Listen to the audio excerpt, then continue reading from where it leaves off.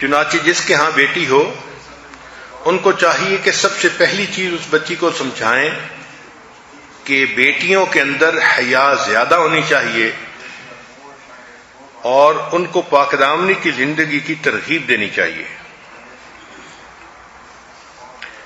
اللہ کے پیارے حبیب صلی اللہ علیہ وسلم کی بیٹی سیدہ فاطمہ الزہرا رضی اللہ تعالی عنہا جو خاتون جنت بنی، ان کے اندر اتنی حیا تھی۔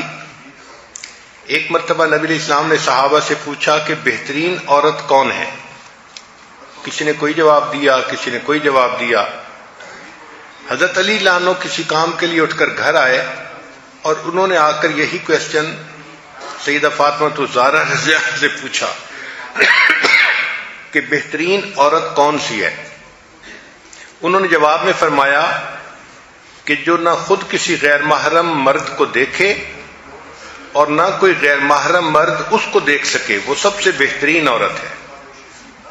حضرت علی لانو نے واپس آ کر نبی علیہ السلام کو یہ جواب دیا تو نبی علیہ السلام بہت خوش ہوئے۔ پھر پوچھا، علی آپ کو یہ بات کس نے بتائی؟ انہوں نے بتایا کہ میں نے فاطمہ سے یہ بات پوچھی تو نبی علیہ السلام نے فرمایا فاطمہ تو میرے دل کا ٹکڑا ہے۔ اس لیے جب سیدہ فاطمہ الزہرا عنہا کی وفات ہونے لگی تو انہوں نے وصیت فرمائی کہ میرا جنازہ دن کی روشنی میں نہ نکالا جائے، اس لیے کہ اگرچہ میت کفن میں لپٹا ہوا ہوتا ہے مگر روشنی کی وجہ سے اس کی جسامت کا اندازہ ہوتا ہے، قد چھوٹا ہے، قد لمبا ہے، جسم موٹا ہے، جسم پتلا ہے، یہ اندازہ ہو جاتا ہے۔ تو وہ فرمانے لگیں کہ میں اس چیز کو بھی پسند نہیں کرتی کہ میرے مرنے کے بعد میری جسامت کے بارے میں کچھ اندازہ کسی غیر مرد کو ہو، اس لیے رات کو میرا جنازہ نکالا جائے۔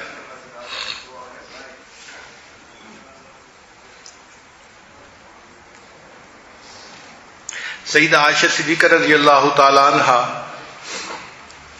سیدنا صدیق اکبر اللہ عنہ کی لاڈلی بیٹی تھیں اور اللہ رب العزت نے ان کو ایسی حیا دی تھی، ان کی پاکیزگی کا اندازہ لگانا ہو تو اس بات سے لگائیں کہ ان کا نکاح اللہ کے حبیب صلی اللہ علیہ وسلم سے ہوا، اور اللہ فرماتے ہیں الطیبات للطیبین کہ پاکیزہ مردوں کے لیے پاکیزہ عورتیں۔ تو سیدہ صدیقہ عنہا کی پاکیزگی کا اندازہ لگانا ہو تو نبی علیہ السلام کی پاکیزگی کا تصور کیجیے۔ چنانچہ ایک ایسا وقت بھی آیا کہ جب کفار نے، منافقین نے سیدہ صدیقہ عنہا پر بہتان لگانے کی کوشش کی، مگر اللہ رب العزت نے قرآن مجید میں ان کی پاک دامنی کی گواہی دی۔ سیدنا یوسف علیہ السلام پر بہتان لگا، اللہ نے بچے سے گواہی دلوائی۔ بی بی مریم پر بہتان لگا، اللہ نے چھوٹے بچے سے گواہی دلوائی۔ لیکن جب نبی علیہ الصلوۃ والسلام کی رفیق حیات پر بہتان لگا تو اللہ نے کسی مخلوق سے گواہی نہیں دلوائی بلکہ اللہ نے وحی کے ذریعے خود گواہی عطا فرمائی۔ بی بی مریم کے بارے میں قرآن مجید میں ہے کہ جب وہ جوان العمر ہو گئیں تو گھر میں زندگی گزار رہی تھیں، چنانچہ انہوں نے غسل کرنا تھا تو گھر کے مشرقی جانب انہوں نے پانی کا انتظام کیا کہ غسل کر سکیں۔ اس وقت جب وہ پردے کے اندر تھیں، اللہ تعالیٰ نے جبریل علیہ السلام کو بھیجا ایک بھرپور مرد کی شکل میں۔ جب بی بی مریم نے اچانک ایک مرد کو دیکھا تو قالت انی اعوذ بالرحمن منک ان کنت تقیا، کہ میں تو اللہ کی پناہ مانگتی ہوں۔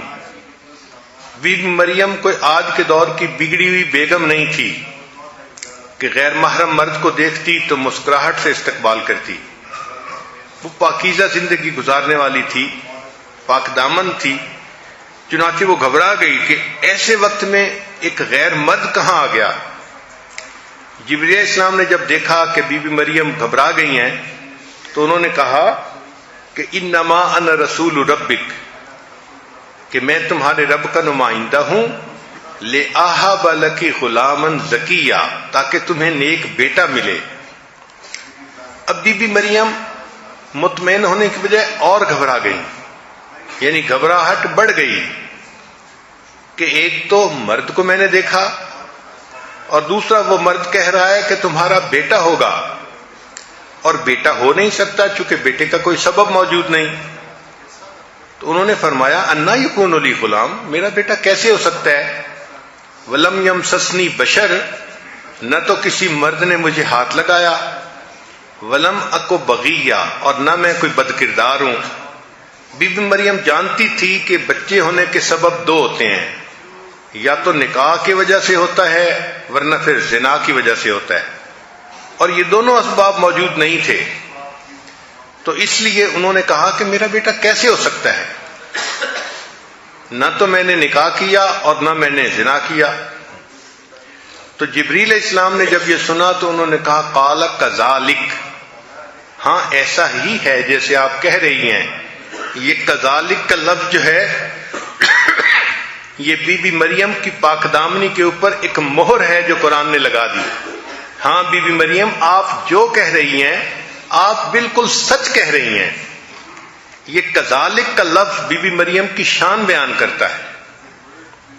اللہ ایسی بیٹیاں ہر کسی کو عطا فرمائے کہ جو ایسی پاک دامنی کی زندگی گزارنے والی ہو کہ اس پر اللہ کے فرشتے بھی پاک دامنی کی گواہی لگائے۔ دوسری صفت بچی کے اندر نیکی کا شوق پیدا کرنا، چنانچہ چھوٹی بچی کی شروع سے ہی تربیت ایسی کرنی چاہیے کہ اس کے اندر عبادت کا شوق بھر دیا جائے۔ سیدہ فاطمہ الزہرا رضی اللہ عنہا کے بارے میں آتا ہے، سردیوں کی لمبی رات میں انہوں نے تہجد پڑھی، جب سلام پھیرا تو دیکھا کہ فجر کا وقت قریب ہے، تو دعا مانگنے لگی اور دعا مانگتے مانگتے روئیں اور کہا کہ اللہ میں نے تو 2 ہی رکعت کی نیت باندھی تھی، تیری راتیں کتنی چھوٹی ہیں کہ 2 رکعت میں تیری ساری رات ہی ختم ہو گئی۔ پھر تیسرا، اس بچی کو خدمت کا جذبہ پیدا کرنا چاہیے۔ اللہ تعالیٰ نے مردوں کو عبادت کے ذریعے سے جنت دینی ہے، عورتوں کو خدمت کے ذریعے سے جنت دینی ہے۔ چنانچہ حدیث مبارکہ میں ہے کہ جو عورت اس طرح فوت ہو کہ فرائض پر عمل کرنے والی ہو اور اس کا خامند اس سے خوش ہو تو اللہ تعالیٰ اس کے لیے جنت کے دروازے کو کھول دیں گے، وہ سیدھی جنت جائے گی۔ تو بچیوں کے اندر خدمت کا جذبہ پیدا کرنا چاہیے۔ ہم نے دیکھا ہے کہ چھوٹی بچیوں کے اندر فطری طور پر یہ جذبہ موجود ہوتا ہے، بس اس کو تھوڑا ڈائریکٹ کرنا پڑتا ہے۔ پھر بچیوں کو استقامت سکھانی چاہیے کہ حالات کی اونچ نیچ جیسی بھی ہو وہ نیکی کے اوپر جمی رہیں۔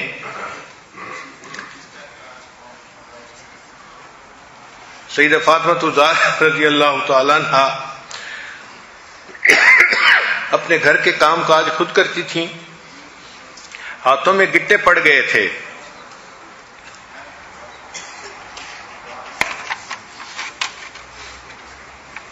پھر ایک چیز بچیوں کو اور سکھانی چاہیے، اس کو کہتے ہیں زہد فی الدنیا، کہ ان کے دل میں دنیا کا زہد پیدا کرنا ضروری ہے، ورنہ وہ بچی جب دنیا کی چمک دمک کو دیکھتی ہے تو پھر اسی میں گم ہو جاتی ہے۔ فطری طور پر اس کے دل میں سونے چاندی کی محبت ہوتی ہے، مال کی محبت ہوتی ہے۔ کسی بھی عورت کو کہے نا کہ ہم آپ کے جسم میں کیل گاڑیں گے تو پریشان ہو جائے گی، میرے جسم میں کیل ٹھونکیں گے؟ آپ کہیں ہاں ہاں سونے کا کیل ٹھونکیں گے، کہنے لگی پھر ٹھیک ہے۔ فطری طور پہ محبت ہی ایسی ہے اس کے اندر سونے اور چاندی کی۔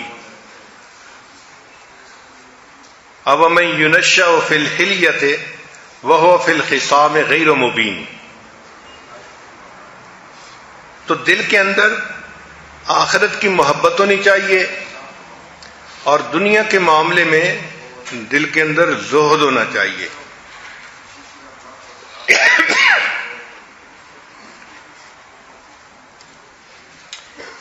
بچی کی تعلیم کا بہت خیال رکھنا چاہیے تاکہ وہ بچی پڑھ لکھ کر سمجھدار بن کر زندگی گزار سکے۔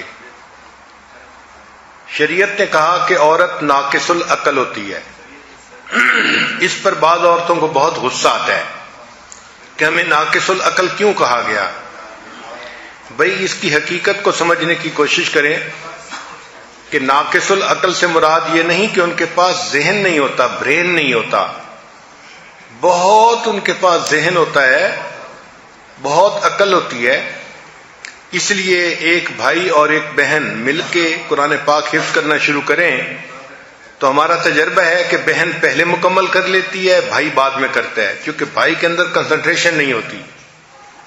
تو عورتیں بہت ذہین ہوتی ہیں، اس میں کوئی شک نہیں ہے، مگر ایک ان کے اندر کمزوری ہوتی ہے کہ جذبات کے اندر بہہ جاتی ہیں، ایموشنلی بلیک میل ہو جاتی ہیں۔